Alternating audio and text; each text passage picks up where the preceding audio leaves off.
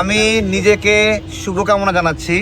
আমি 50 ঘন্টা অনশন করছিলাম এখানে, এবং সেই 50 ঘন্টা থেকে এই যে চেঞ্জ করে 51 ঘন্টায় পড়লো। এটা আমার অনশনের সময়সীমা 51 ঘন্টায় পড়েছে, এবং আল্লাহ আমাকে সেই শক্তি দিয়েছে।